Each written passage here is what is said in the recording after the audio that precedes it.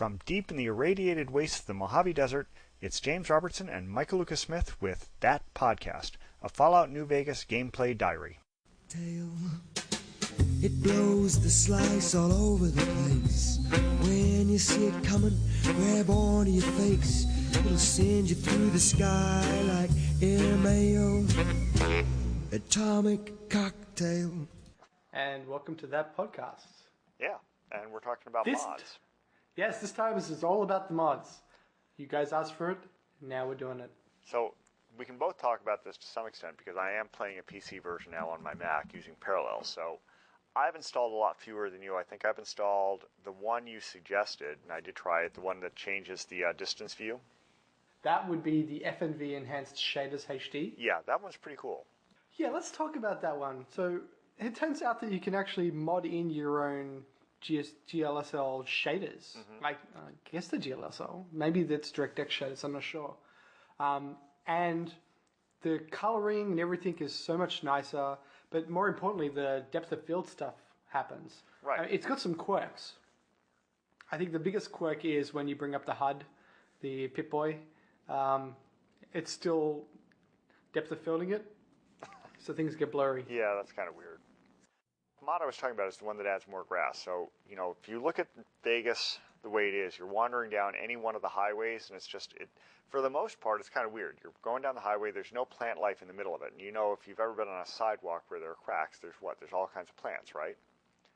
Mm-hmm. So this one just adds that in. So as anywhere you go, there's grass growing between cracks and grass in the road. It's a small thing, but it's kind of an interesting little thing. It makes the world look a little more rich.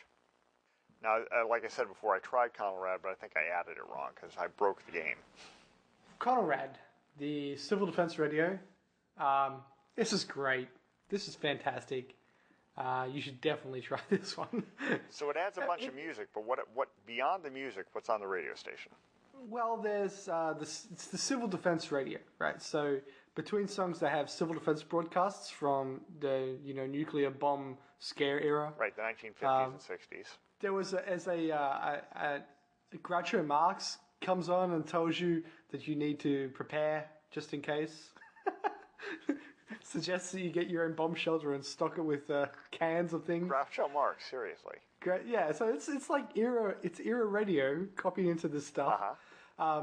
The civil defense, it's talking about nuclear war and all that kind of stuff, and it's great, just great.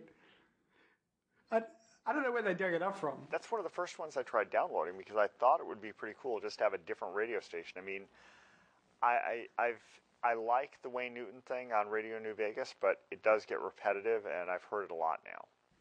Yeah, I got to see that pretty darn quick. They've got a female broadcaster. She says she's broadcasting from DC. So I don't know how the hell we're picking it up in the Nevada wastelands. But being bounced off some clouds, who knows? Yeah, it must be. And she says if you can hear it, then lucky, I guess. But there are like 55 songs in here, and they're all Cold War era songs. Like there's this great song, Russia, Russia, Lay That Missile Down, and Mr. Stalin, and My Radiation Baby. It's great stuff. Stuff that should have been in Fallout 3 and possibly Fallout New Vegas.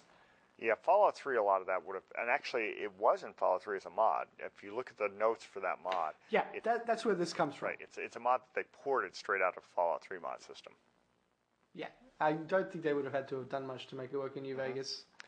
Now, the other mod that I loaded, because I was kind of curious, and it is useful, although it might be considered a cheat, is there's the better starting skills one, where when you start, it puts your 3 tag skills up to 35.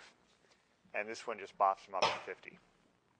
I had a similar one. There's a which I didn't use for my hardcore playthrough. I was scared that if I used it, it would not give me achievements. Yeah. But it adds a console into Doc Mitchell's house that lets you do whatever you want with your perks and skills before you leave. By a console, you mean? A computer console. Okay, yeah. okay. So I tried that like for half a second to decide, well, this is kind of pointless. The other one that I thought was sort of cheating is, there's a couple of these, but this one's the underground base. And it gives you a base out near, where is that? That's You know the spot where the Great Khans are? Yes. There's a kind of a lake where some, there's a lake there in a burnt down house. Uh-huh. Well, kind of around that area, they put a sewer hole on the ground. Right. You go down there, and you've got an underground base there, and it's really kind of cool. You'd have to kill the masses of red scorpions around there first. I just jumped around like a crazy person. So Even down past there even is... past the castors, because they're up there too. Yeah, you got to be real careful of them. So they'll kill you. They'll kill you quick. So anyway, yeah, this is really cool. It's got like a computer AI in there, and you can give it all the items you're carrying, and it will sort them into buckets for you. Oh, cool. Every room's got lighting that kind of flickers on like fluorescent lights. There's a display stand for your snow globes. Oh, really? So you can Yeah. put them there instead of selling them. Yeah. Okay. There's a water purifier. Mm-hmm. So if you've got dirty water, you can put it in there and it comes out as purified water. Okay, so that's sort of like what happens in Fallout 3 with the robot you get in either Megaton or the towers. Yep. There's every kind of workbench you can imagine. There's a stove for cooking as well. Mm-hmm. There is a machine that lets you make Wonder Meat. Make what? which Wonder Meat, which is a combination of Wonder Glue and mole rat meat. Oh, that sounds awesome. Yeah, I thought that cannot be good, so I decided not to eat that. And there's a little greenhousey type area in there, so that you can get all the different survival plants you need to craft things. There's a toilet, viewing area for the little aquarium. That's about it. It's pretty neat. Ultimately, I visited it once in a regular playthrough and never went back. It's kind of out of the way, and I just don't really need it. There's a lot of places you can stay in New Vegas. Another one that I installed that is super useful, inventory sorter. That's like what you were just talking about. It sorts your inventory? No. This one changes all the labels of every item in the game when you're looking at it in your inventory to put a tag against the front of it. So things like stim packs and doctor's bags, they're prefixed with aid, which means they all sort together into the aid area. Oh, okay. And then you've got all the food, and you've got all of the chems and all the magazines, mag. But yeah, man, that saves you so much time. No, I can imagine, because a lot of that stuff just automatically goes to aid, and then you have to scroll through the huge wad of it. Yeah, that's a real pain in the butt. One thing that I changed in my gameplay, especially useful for the hardcore playthrough, was do you remember in Fallout 3 you can assign hotkeys to swap weapons? Yeah. In New Vegas, you can assign chems and food and stuff to the numbers as well. So I had water on 4 and I had stim pack on 3. Which, if you're playing hardcore, I can see that making sense. Yeah. Now, there's another mod that nice. I haven't loaded, but I saw a reference to it. Sort of like the secret base you just mentioned. There's a house in Good Springs mod. Yeah. The idea being that after these people you've helped them out so much, they should really give you a house. Although, my daughter pointed this out to me a while ago, that you can basically treat Victor's house as your own. And he never takes any of the stuff you leave there. So if you have stuff you just want to store, you can use it, and there's a bed in there. You don't get well rested out of it, but it is a safe place to go back. So before you acquire the bed in Novak, you could decide just to store everything in Victor's house, and it's perfectly safe there. Now, why the hell does Victor have a house? This is a good question, and I've never seen him in the house. He's always outside of it until he rolls away. Look, if these people in Good Springs are stupid enough to give a robot a house, why the hell can't they give you one? That's a good question, but like I said, you can effectively treat Victor's house as your own. Yeah, I mean, I like Gene's skydiving, and there was another little shed not too far out of Good Springs as well that I would stay in from time to time, but... Well, there's the one in Prim. I mean, you can also stay in the sheriff's house in Prim, which is the one I had been using. No, not in my hardcore playthrough where I wasn't killing anything. Oh, because okay, but if you're not playing in that playthrough, you can always go to Prim and you can stay in the sheriff's house, although you have to get over the sort of hurdle of having to sleep on the bed with the 2 dead bodies. Yeah. But it works. I've done that a few times.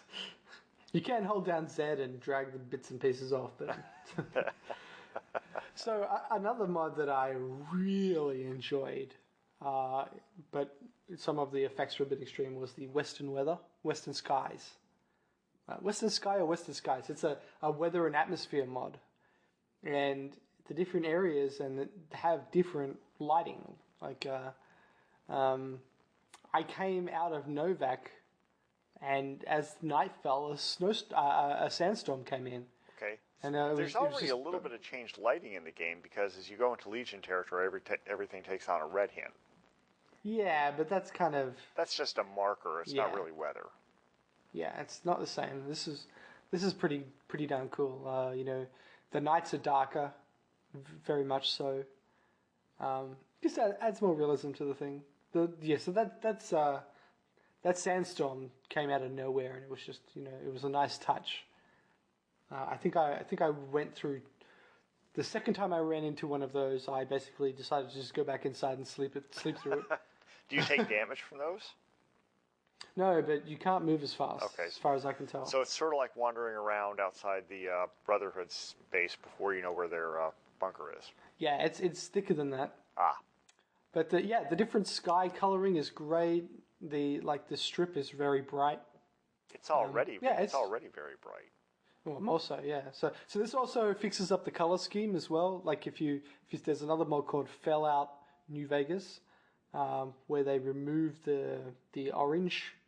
Like there's an orange theme through everything, an orangey brown. Right, and that's related to the mod for Fallout 3 that removes that greenish hint from everything. Yeah, it removes the green. So this is the New Vegas variant of that. Anyway, you don't really need it. If you pick up the Western Sky, it also seems to fix up all those colors for you, which is nice.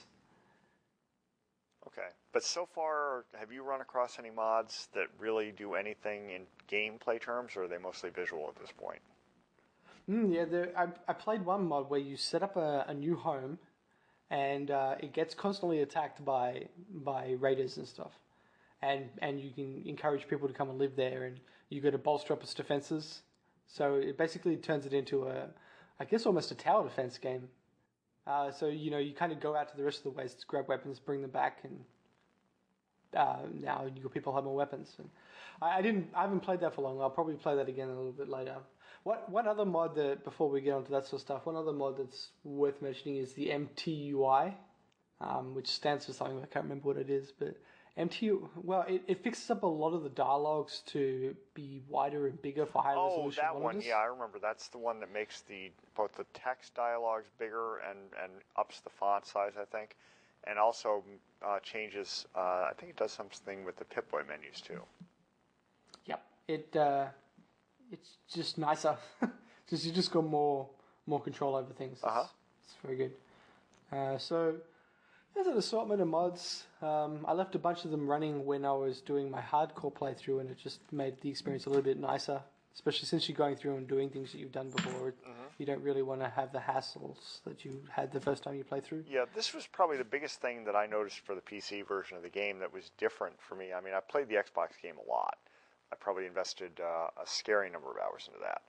But, having it on the PC, while it's not something I was used to, having the ability to add the mods, and one of the things I noticed, and obviously everybody listening to this probably already knows this, but you can turn these mods on and off every time you come into the game and decide which ones you want to play, and they're kind of a one-off thing. You get a list of, you have a checkbox list of things you want to turn on and off. And I thought that was kind of cool. It's a much more open game system when you play it on the PC than it is on the Xbox. The Xbox, like any other game, is completely closed down. Yeah, I don't know I guess it's too much effort to do sort of a mod release on the Xbox. Because they could do it, but they would need to ratify it and get it certified. They'd have to get Microsoft to sign off on it too. And I think the various vendors of the consoles, whether it's Microsoft with the Xbox or Sony with the PS3, I think they like to keep those boxes more locked down. One other mod that I played it gave me Sunny Smiles as a companion. I've read about that one too. So how does that work? Well, after you've done the quest with her, if she's still alive, you can go into a speech dialogue with her and ask her if she wants to come along. And that's pretty much all there is to it. Now, does it add any dialogue for her as she's trailing around after you? Because the other characters very periodically will say things behind you, and you hear them commenting or muttering or even talking to other people in the party. There's no new voice acting for it. Okay. But you do have some chat options with her that seem pretty that she doesn't have she doesn't seem, maybe there is, but didn't notice it. She didn't seem to have a unique quest. Yeah, that might require more than a mod to do, because I don't know. The other one that I played with momentarily, and by momentarily I mean it crashed everything, is the Unlimited Companions mod. Yeah, didn't Mackie mention that one? What did she say? Well, she said she was looking forward to having it. Yeah, don't. No, okay, so let's just assume for a second that it's going to work all fine. And that many companions don't even think about turning around and going back the way you came. They block the corridors and there's no way through. And not to mention the fact that you'll never have to worry about being snuck up on again. They'll kill whatever is out there before it ever gets to you. You don't have to play the game. You just walk around and they play it for you. They kill everything, So you have to have a second special mod to get to 8 companions. Otherwise, it maxes out at 4. And I did not have the second one loaded, so I tried to get my 5th and it crashed. So if it maxes out to 4, does that mean that the game has the ability in the base game to give you up to 4? Now, do you mean 4 companions or up to 4 people in the party, including you? Excluding you, so 5 people in the group. So is that something that's theoretically built into the game, just not enabled then? Yeah, I would imagine so. Okay. And going up to the 8 is something. And they then have a special mod that enables it up to 8. Okay. And that's the one that crashed on you. So if you then put in the, Sunny Smiles companion, got the 8, then you could blow it up again, I guess. I can't see that being all that useful. No. So yeah, carrying around that many people is a big pain in the butt. But it might be a convenient way to get all of their quests unlocked quickly. Well, speaking of quests, there's one thing I have to mention is kind of a stupid thing. Raoul's quest, unless you're playing on the PC and you can toggle things off through the console, you can't unlock his quest unless you have him present the first time you talk to Ranger Andy. And he's in Novak. What are the odds that you're going to have Raoul the first time you talk to Andy? If you listen to the people in Good Springs, some of them say to go to the Sloan direction, some say to go the Prim direction. Yes. But at the low level, but if you go the Sloan direction and you try to go up to Black Mountain, you'll get your ass kicked this early in the game. It's possible. Yeah. I just don't see you surviving a trip up Black Mountain early in the game. Not with all those mutants at the crater. No. But once you pass them, you could easily do the quest and get Tabitha on her way. Yeah, but getting past them in the first place is hard. And there are a couple of times up there where if it's early in the game, you don't have any stealth boys. Especially if it was your first playthrough and you didn't know where these things were, there are a couple of times Nightkin just materialize out of nothingness near you. Then again, the people at Sloan do kind of tell you to go back the other way and head to Prim. Yes, they tell you under no circumstances should you go up that road. Yeah, Death Claws. Beware. Yeah, and those things are worse than super mutants. By a lot. So, that's all I've played with the mods. I think a lot of the mods focus on making the game better to play, kind of enriching the content that already exists. I haven't really seen any total conversion type mods or anything like that. Well, it's still early days for mods, isn't it? Yeah, I think so. Yeah, and that's pretty much covers what I've done too. I've not done quite as many as you, but I've looked at a number of these, and like I said, when I get home, I'm going to take a look at the Conrad one again. Yeah, and I would say that, the interesting thing is that you could probably use mods to unlock every achievement quite easily, because having a mod loaded doesn't seem to affect the Steam. No, the only thing that I know of that affects achievements is if you, at least if what I've read is correct, if you go into the console, you won't get any achievements until you restart the game. Yeah. Actually, speaking of needing the console, if you do what I did, which was to play through not killing anything, a lot of the times when you're being chased by creatures and you run into a building, the creatures won't come into the building, but everybody inside the building will act like the creatures are there and they'll start fleeing. And on numerous occasions, they fled so far away that I couldn't find them again, and I would need them for a quest. Well, it turns out if you save the game and load it up from scratch, the fleeing resets and they just walk back in as if nothing ever happened. Which is better than Fallout 3, where that stupid woman who right. the regulator. That's right. So they clearly fixed that bug. Yes. Well, no, I'll take that back. They haven't fixed the bug. They've just detected the bug happened, and if you start again, it works around it. Yeah. Although I have used the console a couple of times and then gone back on a save. And the reason I've used it, there's been 2 times where I have apparently left my party to wait somewhere and then forgotten that I've done so. And then traveled somewhere else, and only then, after I've started getting shot at, noticed, why aren't people dying around me? And then I noticed, my companion isn't here. Where are they? Yeah, you know, by this time when I've you forgotten play where I without left them. companions, you don't have that problem. You know how much easier it is to walk in and out of the Lucky 38 and Caesar's camp without companions? I'm sure it is. I know I've complained about this before on the episodes, but really, come on, guys. Number 1 important patch to be done there. Oh, I know. Okay, anyway. Well, the worst part was the 2 places I've forgotten companions that I had to go use the console to figure out where I left them and then restore from save and go to that place. Once I left them outside Caesar's tent, and I was thinking it's a good thing I didn't just tell Caesar to screw off yet, because that would have been a problem. And then the other place was I left them sitting outside the dock where the bomber is under the water at Lake Mead. And both times I had forgotten that I'd left them there. Yeah, I ran into an interesting thing with... So one option to deal with Benny is to fight him to the death in the arena. Yeah. He doesn't put up much of a fight. But if Eddie is one of your companions and you tell him and you leave him up on the high ground before you enter the tent, when you come out to do the fight to the death, he's in range and he'll kill Benny for you. Awesome. Not that you really need it. Yeah. But it's also worth noting that if you ever do fight anybody in the pit, for the sake of fighting anybody in the pit, you can use the Eddie trick. So if you're going to fight Lupa or you're just going to fight for honor or whatever, you can get backup from Eddie. Okay.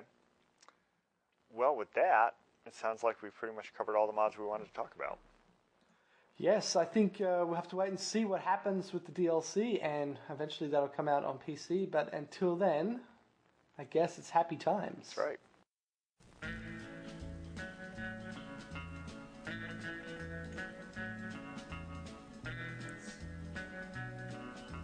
Da da da da da da da. Sing along, James.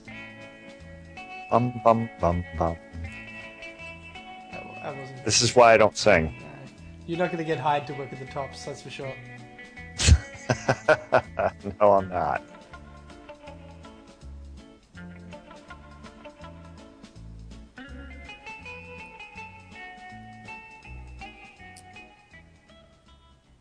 Got feedback? Send it to jarober@gmail.com or visit the website at jarober.com/blog/fnv.ssp.